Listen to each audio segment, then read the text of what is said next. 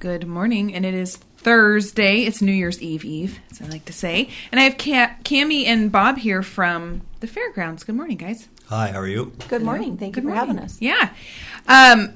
It seems funny that we're talking about the fairgrounds, but there's always stuff going on at the fairgrounds. And you have a really big event coming up, right? Yes. Last year we started the Bulls and Barrels at the beach, and it's the first weekend in March. Which I think we decided was the 4th, right? The 4th, correct. Yeah. Is it the first Saturday in March or the whole weekend? Yeah, the first Saturday. Okay. And last year it was just a huge success, a new spring event for the fairgrounds, and it was remarkable, and looking for a success this year. Cool. So tell me, I mean, I can kind of guess what it is, but tell me, like, what Bulls and Barrels, what it is. Like, what is the event? Actually, how it started up was we wanted to bring a spring event to the fairgrounds, and we talked to Dusty Howell from Howell Rodeo Group. He provided the bulls, but we wanted to bring the community into it, so we had a play day, and all the people that are in the play day and the horse events, doing all the Western saddle events, basically got in free that night. Sponsors were terrific. We had 56 sponsors. Wow, that's awesome. We had over 700 spectators. The school district was instrumental in loaning us, being our community partner, and loaning us bleachers.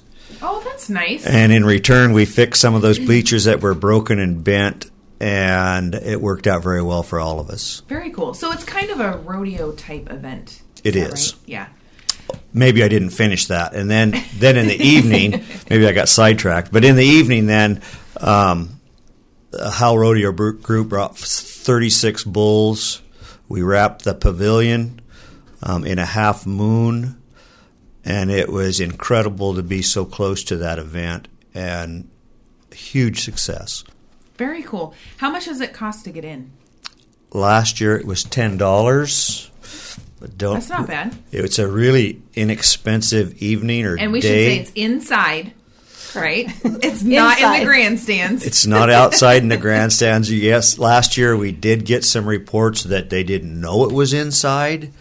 They thought it was going to be out in the cold grandstands in March. And it was raining. And it was terrible that night. And it was just really nice to be inside. I'm sure, yeah. And that's one of the things that we wanted to begin to use the pavilion more. The pavilion, we can roll that floor. We can have a hard surface. We can have lots of different events there. Is, right? Is that? No. No, that's a different barn. In the dairy barn. Oh, that's right, in the dairy barn, yeah.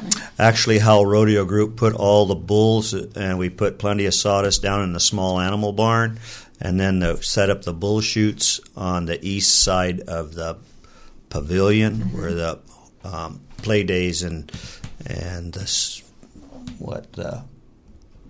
I'm lost here. Well, the one thing you didn't mention that we did have also was the mutton busting. So fun that for the was kids another, with the sheep. Yeah, so that was another event kids that got was there. involved. Kids got really involved. Yeah. That's always fun to watch. And we were on a time restraint. It was our first year event, and we need to do a few different things. And I've been talking to Howell Rodeo Group about doing that, because one of the negative things we heard was Grandma and Grandpa didn't get to see their grandkids mutton busting. Even though mutton busting is probably a pretty tough sport. Yeah. There was some really good cowboys and cowgirls that did that event, as well as the he's got his paper here. Yeah. The Garcia Rancho's dancing horses. Oh, but that was cool. That was beautiful, and they did an outstanding job. We see them in the parade all the time. I was going to say, they're in the parade, right? Yeah. We hope to get them back, and it's just a interim entertainment for everybody. And so the mutton busting and the dancing horses will also be featured. That's cool. Yeah. So I'm looking at an article from last year, and it says that the play day events start in the morning. Is that correct? That's correct. And so the play day includes what part of it? barrel racing and the mutton busting and all that? No, just all the Western saddle events that we usually see at all the gaming events throughout the state. Basically, we have to kind of downsize it just a little bit because we kind of interfere with the bull shoots. But it's just a standard play day. And starts in the morning. We need to be done by 3 to set up all the bull chutes, all the bleachers, all the fireworks for the entrance for the bulls and barrels. There's fireworks at the end? The beginning. Oh, at the beginning. They have a really spectacular starting of their show, and that Hal Rodeo puts on. It's amazing.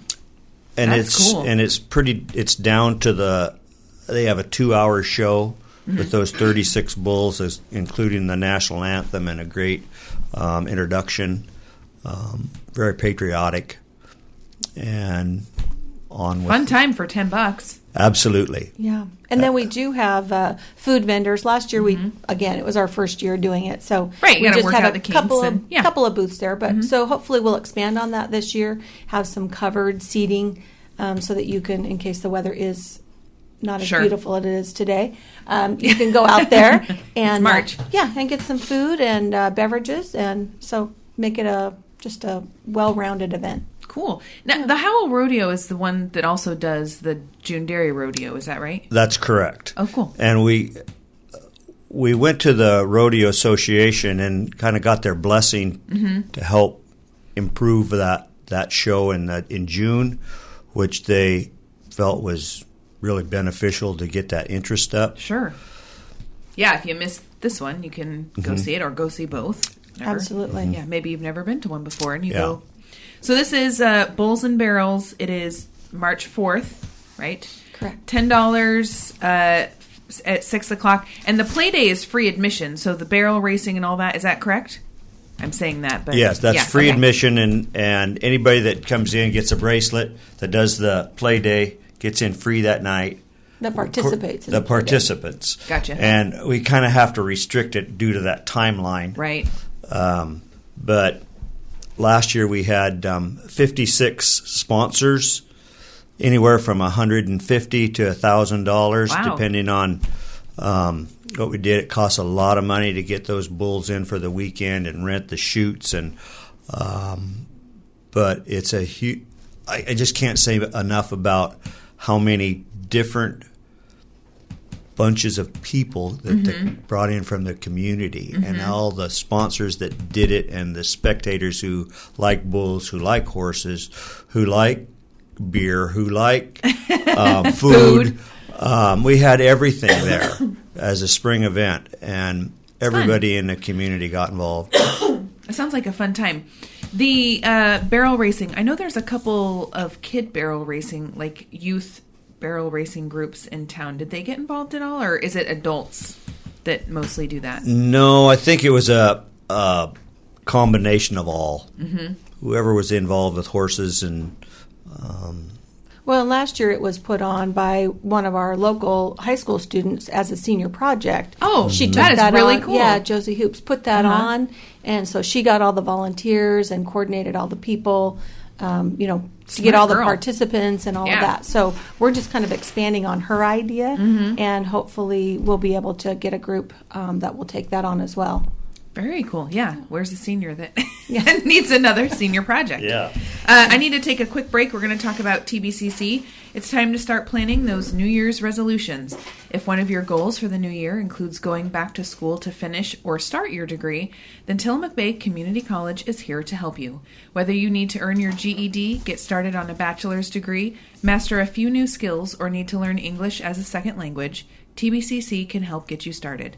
All it takes is logging on to tillamookbaycc.edu to learn about the many degree options, certificates, and trainings they have to offer. Winter term begins January 9th, right after the holidays, so there's no better time to get started and really no better way to help yourself this new year than with an education from TBCC. Register now at tillamookbaycc.edu or stop by the main campus on 3rd Street to have all your questions answered. Remember, the TBCC offices are closed now through January 2nd. All right, so we are here this morning with Camy and Bob from the fairgrounds, and we were just talking about the Bulls and Barrels event. We can come back to that, maybe circle back around to that at the end of the show, but I know there were a couple things about the actual fair and the fairgrounds that we wanted to cover. So Sure. There's a fair theme already. Yes, I know. Thank goodness we got that in and done. So our fair theme for this year is going to be Barn in the USA. Oh, cute!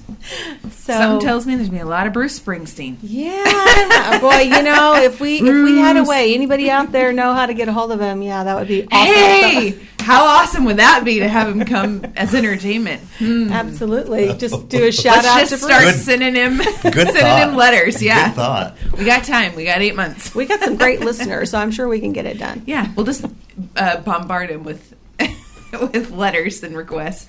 Absolutely. So that was kind of our first big thing, is to get our theme, and Sure. it's kind of the focus of everything that we do in decorating and advertising. So that was kind of nice. And then we've also started out sending out some of our sponsorship letters, our donors, people who advertise.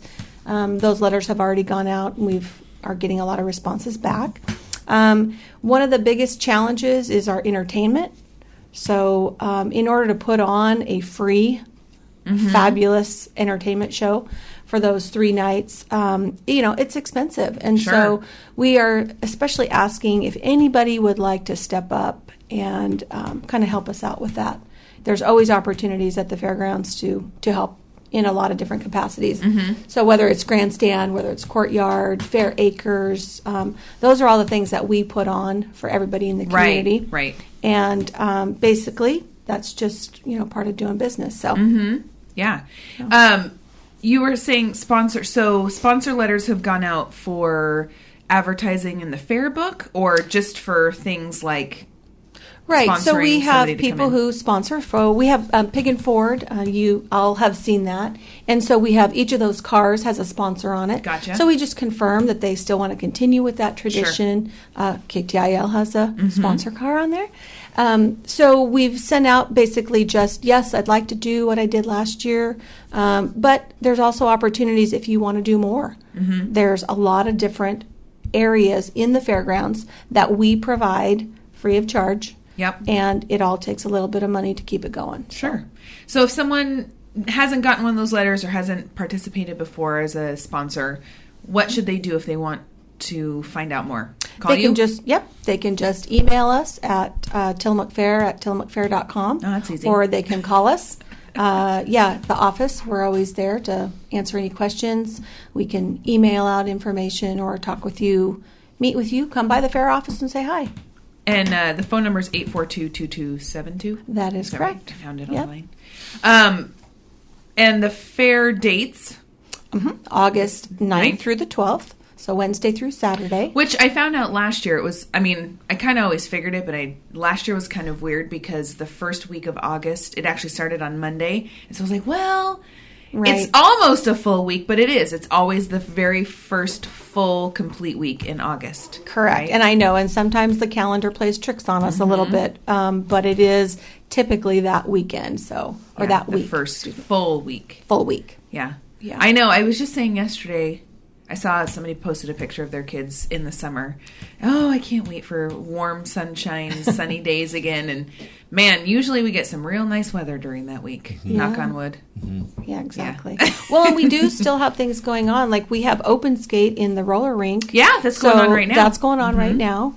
We'll have it again for spring break, which is kind of a shortened season come spring, because we just have events on either end of spring break. Ah, gotcha. But, there's activities going on all the time. Yeah. The Master Gardeners have their plant sale. They do. Home and Garden Show. Right, yeah. We've got a lot of things coming up. We've been renting the facilities quite a bit, both the 4-H dorm, that newly remodeled building from last year. It's just with a great, amazing kitchen. Amazing that kitchen is great, and it's just beautiful. Yeah, it's nice to be in there. And then we have activities going on all the time, pretty much. I think we're busier now than we have been in the last couple years. Oh, that's great. Yeah, so it's nice to see the facilities are being used and new groups, different people from all over. Do people have weddings out there? Oh yeah. So they use because I know I've seen like birthday parties and stuff like that. Yeah. Mm-hmm. Yeah. Receptions and fundraising events. I mean, it's a great facility. Nice, lots of options to put people in. Right. Yeah. So once we kind of get through, did you do something? No. So once we kind of get through our busier season, typically we say this is our slow time, but we're actually working with a consultant group, and we're getting ready to kind of launch our master plan. It's kind of been in the works. We've done some interviews with some leaders here in the community, board members, past board members, to get an idea of what it is that the fairgrounds has to offer. What do we have currently, and then where do we need to go in the future, and what does the community want to see? Right. So we're working diligently. First, we're starting with the inventory. What do we have? Yep. And then we're just kind of moving forward. So hopefully you'll be seeing information and hearing more as we move forward and have actual community meetings where people can kind of voice their opinion. Is that the commissioners have been involved in some of that, right? They have. Because I think Mark was talking about, kind of briefly mentioned it the last time he was here. Right. Yeah, the commissioners have been instrumental in actually getting us to focus on a plan, and that's what we need. So, and they've been very supportive of the fairgrounds, both financially and personally. So it's a big plus, and it's gonna be a big project, right? And it's not going to happen overnight. Yep.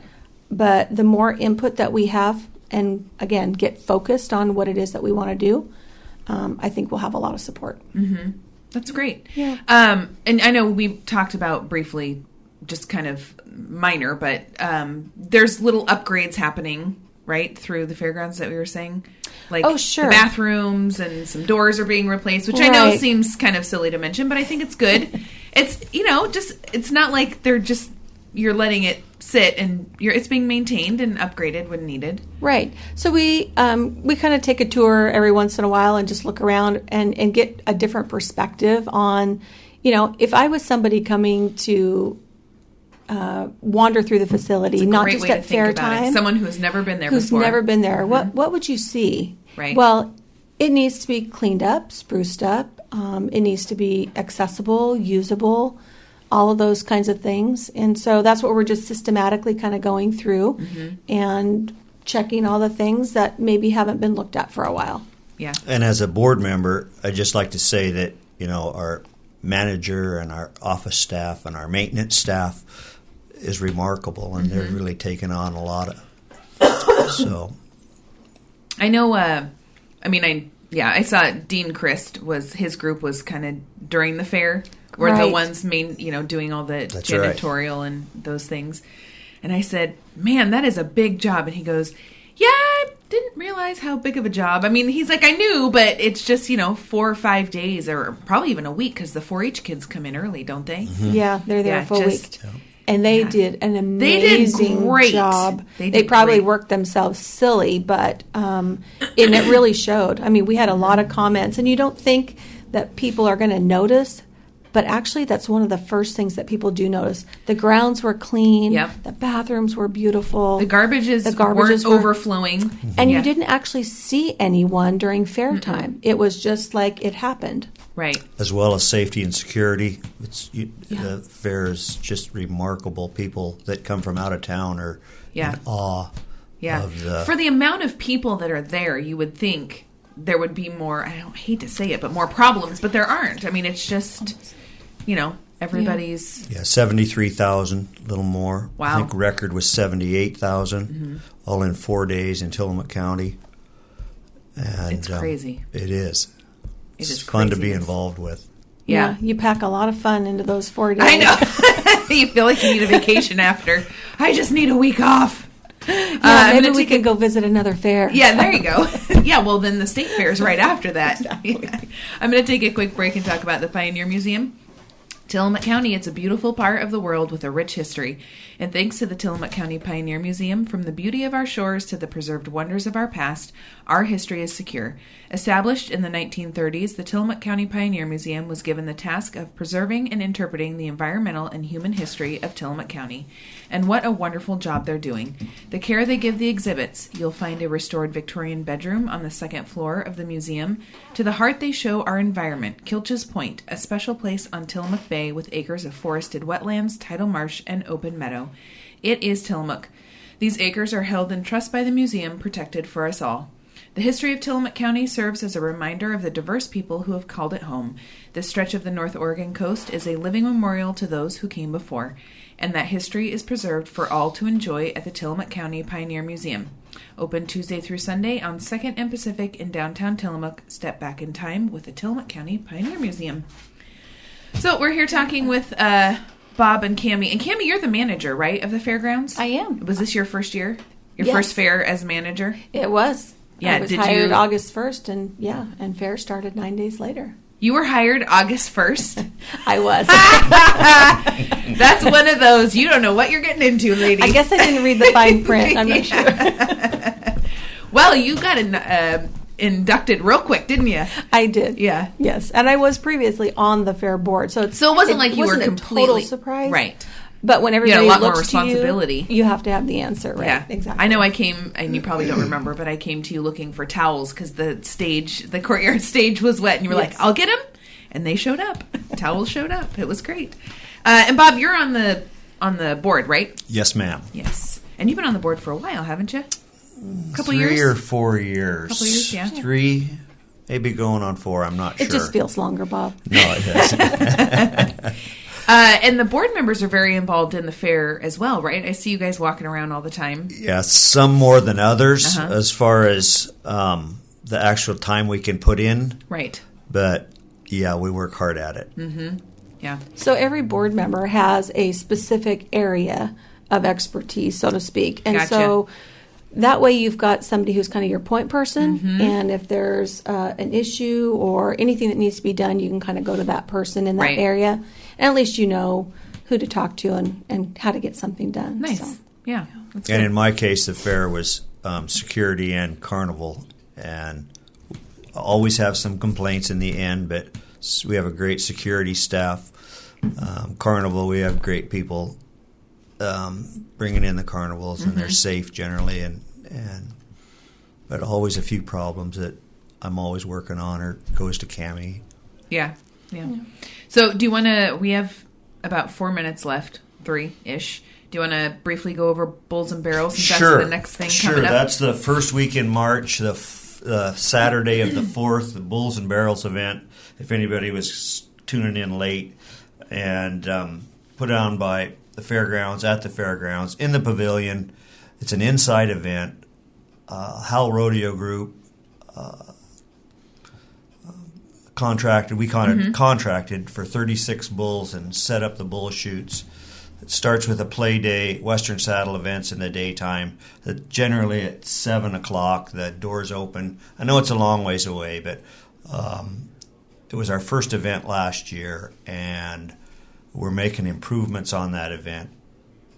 And just to mention, too, we didn't get that in the first part, is it's actually kind of fun. You can name your own bull. So as a sponsor, cool. You can, pick a bull and come up with a name and be a part of it that way as well. Fun. Yeah, it's kind of fun. And it gets announced as to who sponsored which bull and kind of what your name was. So that's something kind of fun. Yeah, there's several options. You can have an arena banner, name your own bulls. You can do a play day sponsor, a bull shoot sponsor, mutton busting sponsor, on the out gates and the bull gates when they come out, and a corporate sponsor. There's just a lot anybody can do. Yeah, so whether you're an individual or a business, you kind of have an opportunity to do something fun or do some advertising and get your name out there. Yeah. And so just contacting the fairgrounds, I assume, 842 or stop by 2272.